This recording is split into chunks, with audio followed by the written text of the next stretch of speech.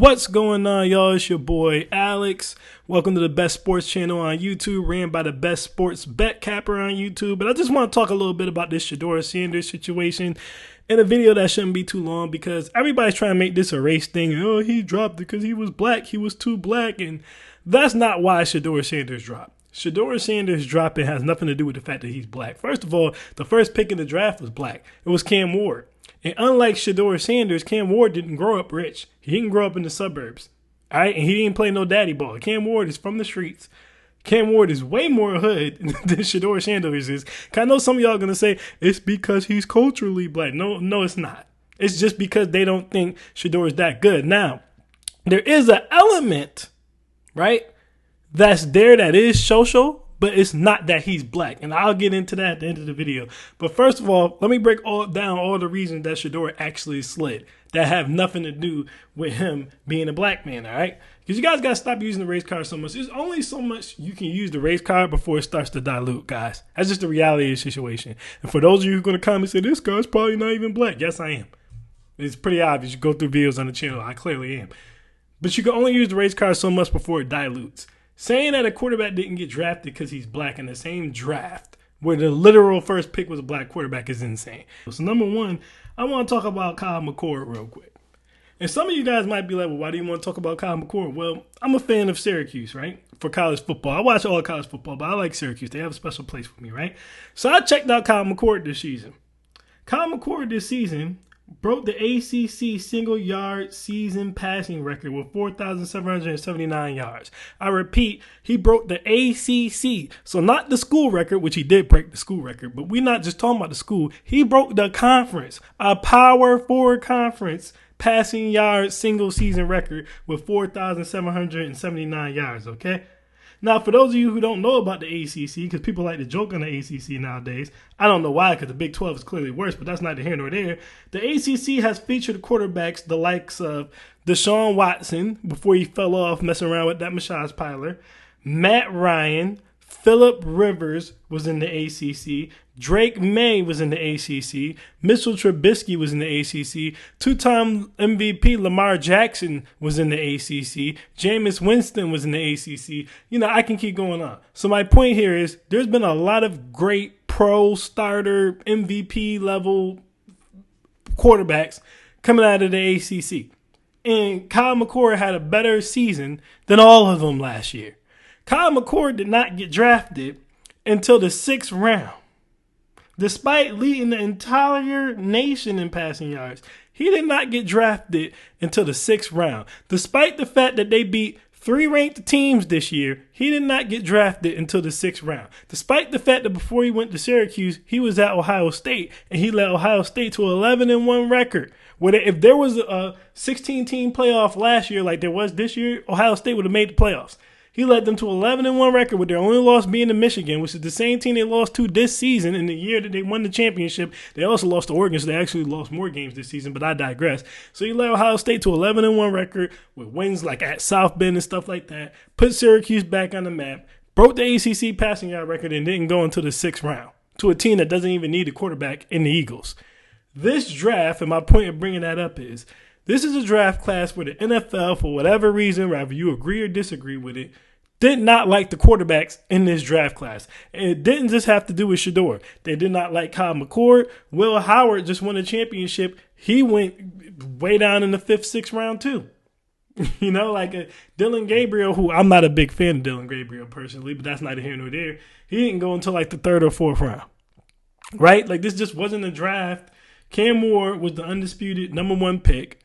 Then Jackson Dart shot up the boards. And then after that, they just didn't like the quarterbacks in this draft class. They just didn't. You know, now, I think a lot of that has to do with a lot of teams holding out for Archie Manning and the crew next year. I think that's going to be a mistake, quite frankly, because I don't know that Archie Manning is as good as everyone thinks he is. We could talk about that in another video. Drew Aller absolutely sucks, and we'll definitely talk about that in another video. I do like Garrett Nussmeier, but outside of him, I just don't really see the hype with next year's class of quarterbacks. I think they're just overrating them because there's a Manning in there. But either way, rather it's just they don't like this class of quarterbacks, or rather it's just they're looking forward to the next class of quarterbacks. A lot of quarterbacks have fallen in this draft, right? So if Kyle McCord could fall, there's no reason why you would think that Sheduer couldn't. They're pretty much the same quarterback, even though, they're pretty much the same quarterback. Bunch of passing yards. I think Sheduer was number 3 or number 2 at the end of the season in terms of passing yard leaders. So they throw the ball around a lot, gained a bunch of yards, but the NFL just wasn't feeling them like that.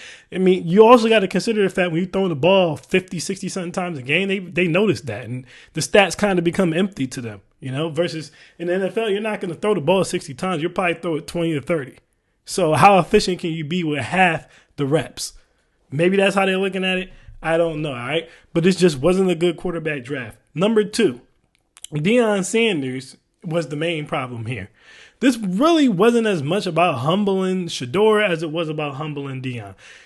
Rather, he took it back or not, Deion started this process talking about how, Sheduer's not going to play for certain teams and they got to be in the right spot and this and that and that and this. You guys got to understand, look, I know a lot of you guys are going to say, well, the Mannings did it. The Mannings said that Eli wasn't going to play in San Diego. They forced him to New York. Well, here's the difference. All right. Number one, because I know people are going to talk about LeBron James too. Like, LeBron James, like LeBron James did that for his son. So, why can't Deion be like that? Well, here's the main difference. First of all, in the LeBron James situation, LeBron James is still in the league. Not only is LeBron James still in the league, LeBron James is still one of the best players in the league. So the Lakers, especially before they had Luka Doncic, who they just got, if the Lakers would have been like, okay, we're not going to draft your son. We don't give a damn what you're talking about. And LeBron says he didn't want to play. The Lakers lose way more money on the back end because they're no longer making the playoffs. And they no longer have a superstar. They don't have box office. You need box office in LA. So they weren't going to do anything to piss LeBron off because LeBron is still one of the best players in the league. If we go back to the Eli Manning situation, the difference there is, okay, yeah, Arch was a legendary quarterback, just like Deion Sanders is the best cornerback of all time, but there's 2 key differences. Number one, Peyton Manning was one of the best quarterbacks in the league and already in the league at the time where the Mannings pulled that power move. Number 2, there were several quarterbacks who were viewed as being transcendent in that draft. Remember, Eli didn't just force his way to the Giants, right? The Giants traded Phillip Rivers to get Eli Manning because Eli didn't want to play in San Diego. Phillip Rivers, if he would have been able to win at least one Super Bowl, just one, and he got close a bunch of times over there with LT and my man Sean Marion and Junior Seau and all them. If he could have got one championship, the narrative about Phillip Rivers' career would have been completely different than it turned out to be, right? So that wasn't a bad trade. You were still getting equal value. You could argue Phillip Rivers was better or just as good, at least, as Eli Manning. He just didn't have the will to win as Eli Manning did, and he just wasn't as clutch. But he still put up numbers. He made San Diego relevant, and they got close a lot, right? So it wasn't like there was someone of at least perceived equal value for him to be traded for. On top of the fact that he had a brother that was still in the league, so he had power. And we have to add this in too as the third piece. Not only was there someone just as good in Phillip Rivers to trade for, not only was his brother still in the league, so the family name still had power, but Eli Manning was better than Sheduer Sanders coming out of college.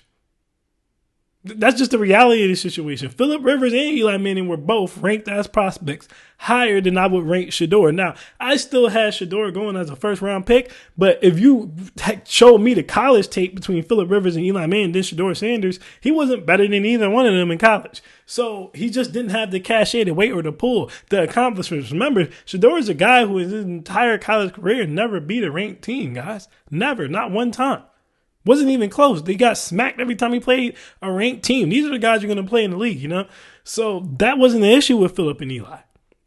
So Phillip and Eli were better prospects, and you had someone to trade for each other. Now, Sheduer, who were you really trading? Maybe Jackson Dart. But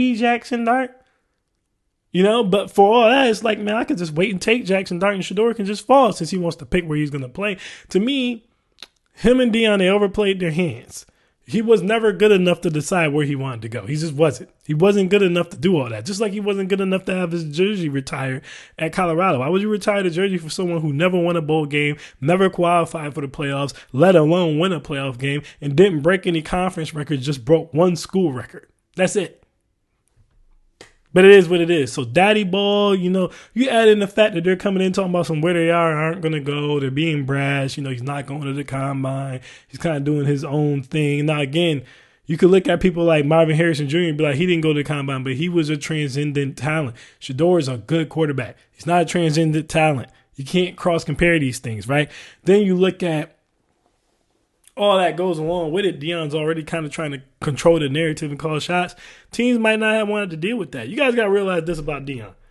Deion has the type of personality where it's like he can be annoying and narcissistic, right? I like Deion, right? Because I like confident people. But I also can see how Deion's confidence borders on arrogance and it can be annoying and narcissistic. Now, Deion was one of the most talented players to ever play the game, the best cornerback to ever play the game. So you would deal with that from Deion. But his son is not that talented, which again goes back to the Eli Manning and the Phillip Rivers thing. He's not that good. So if he's going to have the same attitude as Deion, or Deion's going to be behind him with that attitude, I'm not willing to deal with it for the talent level Sheduer is giving me. All right? And the third reason, all right? The best gems come for those who stay to the end. The third reason teams passed over Sheduer, besides the fact that a lot of quarterbacks got passed over because they just didn't like this quarterback draft, and besides the fact he's been playing daddy ball his whole college career, he's never been coached at a high level by anyone other than his dad, and his dad is a pain in the butt to deal with. The third reason is the culture. Now, there's a difference between being black people and the culture. Because I know some of y'all going to be like, well, you said at the beginning of the video, him being black had nothing to do with it. It did. But when I talk about the culture, I'm talking about the baggage that comes along with Sheduer. When Deion primetime went to Colorado, he essentially brought black culture with him over to Colorado. Understand when I say black culture, I'm not even talking about like the realists of the black culture, right? There's some realists in there, right? There's some real people from the black culture in there. But these are a lot of like social media black culture people, right? Like the people that you see on Twitter or the people who are like Kendrick Lamar fans or like, they're like the I'm blackity black and I'm black y'all type culture people, generally speaking, right? So you might be like, well, what's the problem with that, Alex? Simple. They're already driving a narrative now that the league is racist, despite the fact that the first quarterback taken was a black man from the hood. Despite that fact, they're already driving a narrative that the league is racist, right? And any video about Sheduer Sanders at this point is going to get you like 700,000 views, 1 million views. He has his brother doing his social media with the well-off productions and stuff like that. You're bringing the whole culture with you, and you're bringing a pro-black culture with you is my point here. You have to ask yourself, do you want to deal with that as an organization? Because what if you take Sheduer, right, and he just loses the quarterback battle? Whatever other quarterback you have there is just better than he is. You think the culture is going to just take that, or you think the culture is going to turn around and say that you're racist and that's why he's not playing? And if the culture turns around and says that you're racist and that's why he's not playing, and every time your team posts on social media, they're getting flooded with comments calling them racist and calling the culture idiot and all this other crap, right? Then you have to deal with the people. Because when I say the culture, I'm not even just talking about black culture, guys. You have to deal with MAGA culture, who also doesn't like Sheduer Sanders. So you're dealing with pro-black Negroes, and you're dealing with hillbilly-ass white supremacists at the same time, because all the hillbilly-ass white supremacists is coming talking a bunch of crap about Sheduer 24/7 because they hate him to the level they hate Angel Reese. Then you got all the pro-blackity black and I'm black y'all's coming and calling you racist and calling them racist and calling everything racist if it's not in Sheduer's favor. As an organization, if you could take another quarterback like Cam Ward, for example, and you don't have to deal with neither one of those two things, why would you not do it? Unless Sheduer's talent level was so damn high that you were willing to deal with everything else that came with it. And it's just not. So when I say the culture, like I said, it's like the pro-black culture is following him, right? If you don't support him, if you don't play him, if he's not starting, then you're racist. And you have the MAGA, hillbilly, white supremacist people following him too to assure that he fails. And if you do start him, they're going to start talking about DEI and all that other BS. You don't want to deal with that. That's a distraction in itself. Then you got Deion lingering around too. That's a lot to deal with. So I say all that to say, Sheduer didn't fall because he's a black man. Sheduer fell because this is a quarterback draft that's just not looked highly at, right, wrong, or indifferent. His dad is controlling as hell, annoying, and can be viewed as narcissistic, right? Again, I like Prime, but let's just be honest about the perception that he can rub people the wrong way. And 3, you have a culture clash because you're going to have the future white supremacists and you're going to have the blackity black and I'm black, y'all pro-black culture clashing at the same time over how good they do or don't think Sheduer Sanders is. And I can completely understand why an NFL team might be like, yo, man, I don't want to deal with that. I can understand it.